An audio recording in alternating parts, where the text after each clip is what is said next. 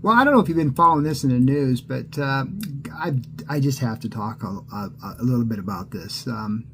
So Senator John Cornyn from Texas, he wants to introduce a bill that redesignate U.S. Highway 287 as Interstate 47 and name it the Trump Interstate. It's also backed by Senator Cynthia Lummis from Wyoming as part of a wider effort to rename landmarks after Donald Trump. And when I say rename,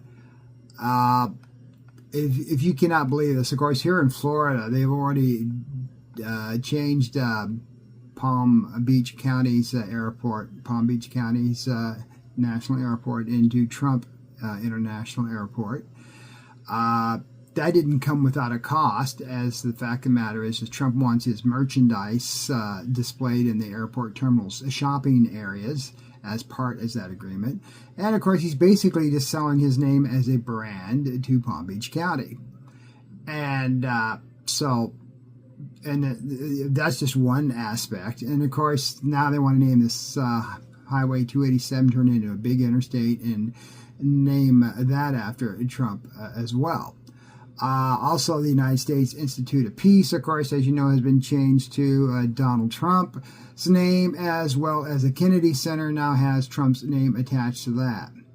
Now, growing up in Wyoming, let's get into the crux of the matter about US 287 becoming an interstate. It is feasible for parts of Wyoming. There's not a lot of, as you know, interstates have two lanes, both going north and south, and those two lanes, of course, each has two lanes within itself to handle traffic. And it is true that there are parts of 287 in Wyoming that's kind of dangerous. My question is how to get the land available to make an interstate out of it. And if they got all this money to do this, why don't they have money for, like Medicare and Medicaid and to help with the food stamp programs? But they got money to make a freaking interstate out of 287 and name it after Donald Trump like they're trying to name everything else. Now, here's something that's even more of a detail, and that is parts of 287 run through two national parks, Grand Teton National Park as well as Yellowstone National Park. And part of 26 runs over Togety Pass. That's also 287 and 26 are joined together. Togety Pass, not much room there to make an interstate either, if you've ever traveled over Togety Pass, for those of you who've been to Wyoming. And you definitely cannot make any types of interstate roads within a national park. It's federal land, and again, there's no room, so it'll have to discontinue there as an interstate probably, and then go on up into Montana.